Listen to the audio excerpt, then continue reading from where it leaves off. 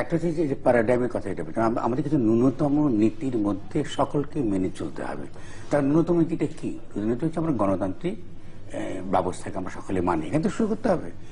সেটা দিকে যদি তাকাই, তাহলে আমার কাছে যেটা মনে হয় সেটা হলো যে ধরুন জামাতে ইসলামী বা শিবির রাজনৈতিকভাবে আদর্শিকভাবে বাংলাদেশের জনগণের কাছে গ্রহণযোগ্য, হঠাৎ করে সে এই ধরনের জনপ্রিয়তা পাচ্ছে কেন?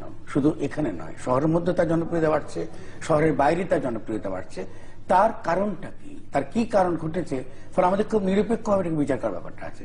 সেক্ষেত্রে আমার নিজের যে প্রস্তাবনা, আমরা যে একটা নিরপেক্ষভাবে আমরা আলোচনা করি, প্রথমত হলো যে আসলে আমাদের বিচার ব্যবস্থা কিন্তু ভেঙে পড়েছে সব অর্থে। এর আগে থেকে আমরা দেখেছি যে বিচার ব্যবস্থার মধ্যে একটা দলীয়করণ হয়েছে। এটা শুধু আওয়ামী লীগ একা করেনি, তার আগের দলগুলো সেটা করেছে। এবং পরবর্তীকালেও বিভিন্নভাবে বিচার ব্যবস্থা যে একটা ইনসাফ দেবার ব্যাপার, ন্যায় বিচার নিশ্চিত করার ব্যাপার, তাদের নিরপেক্ষ যে ভূমিকা পালন করার ব্যাপার, সে ব্যাপারটা প্রশ্ন উঠেছে এবং সেটা ট্রাইব্যুনালের মধ্যেও তার একটা প্রতিফলনটা ঘটেছে। তার মানে আমরা একটা যে মত নিয়ে যে আমরা এই বিচারটা শেষ করে ফেলতে চাই, সেখানে যখন স্কাইপি কেলেঙ্কারিটা বেরিয়ে এলো, তখনই কিন্তু সাধারণ মানুষের মধ্যে প্রশ্নটা এলো যে ক্ষমতাসীনরা আসলে একটা বিচার তারা করতে চাইছেন না।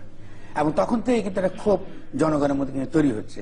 দ্বিতীয় জিনিস যেটা আমরা তৈরি হলাম, যখন এই শাহবাগ ব্যাপারটা যখন এলো, তরুণদের যে ক্ষোভটা, যখন আমাদের কাদের মোল্লার যে রায়টা যখন ঘোষিত হলো, তরুণরা যখন নেমে এলেন তাদের যে একটা ক্ষোভ জানাবার জন্য, এটাকে তরুণ প্রজন্ম বলা, এটাকে কেন্দ্র করে সরকার সকল রকম সাহায্য সহযোগিতা করা, এটাকে সাপোর্ট করা, এটাকে বিরাট একটা গণজাগরণ বলে যে জনগণের উপর প্রচার করা, ক্রমাগত কিছু গণমাধ্যম এটাকে একটা প্রধান বিষয় করা, হাজির করার চেষ্টা যখন করলো। এবং আমরা শুধু ফাঁসি চাইছি, আমাদের এই বিচারের কিন্তু কেউ দাবি করছে না।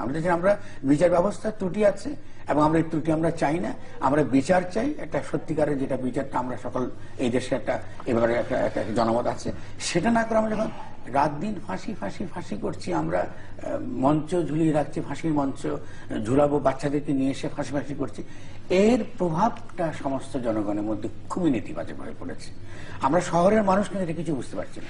ঠিক তখনই যখন জামাতে ইসলামী বা শিবির যখন এই তাদের দিক থেকে বল প্রয়োগের পথে গেল, পুলিশের উপর তারা হামলা শুরু করলো, তখনই কিন্তু জনগণ তাদের পক্ষে চলে গেল। তারা ধরে নিল এই রাষ্ট্র ব্যবস্থাটার একটা রূপান্তর ঘটেছে, এটার সঙ্গে কোন রকম গণতান্ত্রিক তার কোনো ভিত্তির উপর, যেটা আমরা বলছি সে নাই, নিয়মতান্ত্রিক ভাবে আপনার কোনো আন্দোলন সংগ্রাম করার সুযোগ নাই। যে বড় দল বিএনপির মতো দলকে আমরা দেখছি পুলিশ দিয়ে নিপীড়ন করা হচ্ছে, দমন করা হচ্ছে, তাদের সামনে তাদের ঘর থেকে তাদের অফিস থেকে তাকে বেরিয়ে দেওয়া হচ্ছে না। ফলে সামগ্রিকভাবে একটা যে চরিত্রটা সরকারের, যে সাধারণ যে চরিত্রটা বেরিয়ে এলো, ওটা নিঃসন্দেহে। আরেকটু বেশি সময় নিচ্ছে আমি, আপনি এই সময়টা আপনি পাবেন। এই যে পুলিশের নির্যাতন যেটি বলছেন আপনি, এবং যে কারণে জনসমর্থন বেড়ে যাওয়ার কথাও আপনি বলছেন,